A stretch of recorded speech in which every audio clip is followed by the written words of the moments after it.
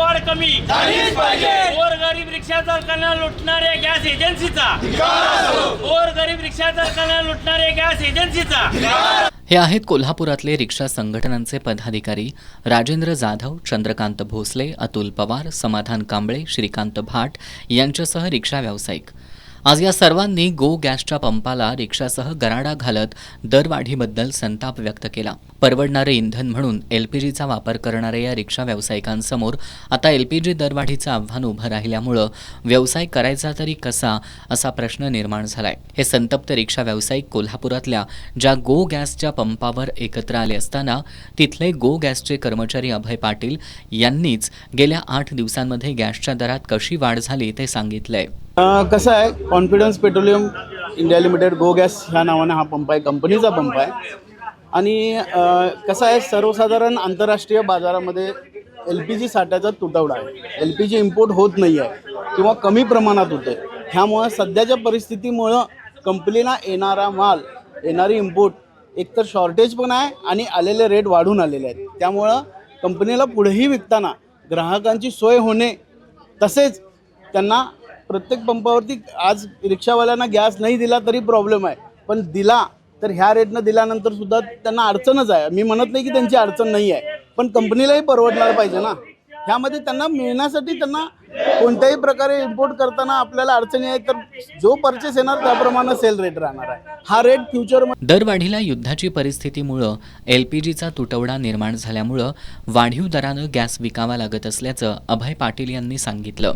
यावर आमच्या प्रतिनिधी प्रियांका निगवे यांनी रिक्षा व्यावसायिकांशी संवाद साधला।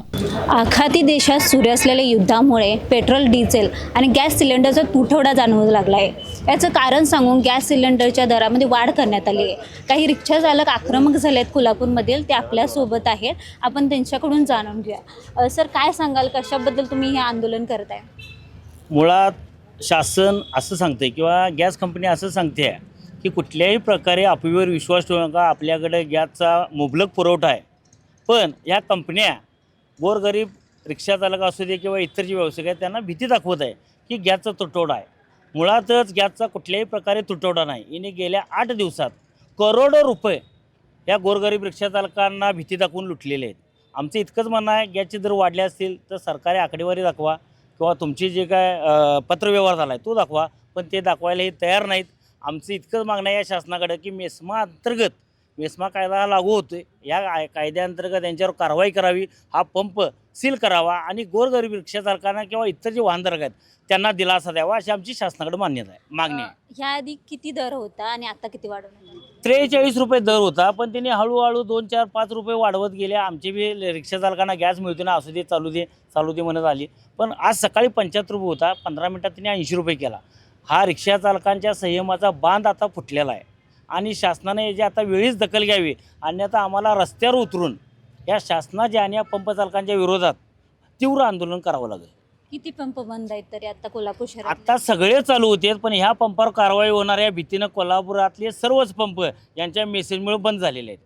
म्हणजे नेमकंच डाल में कुछ काला आहे म्हणलं तर काय वावगं नाही।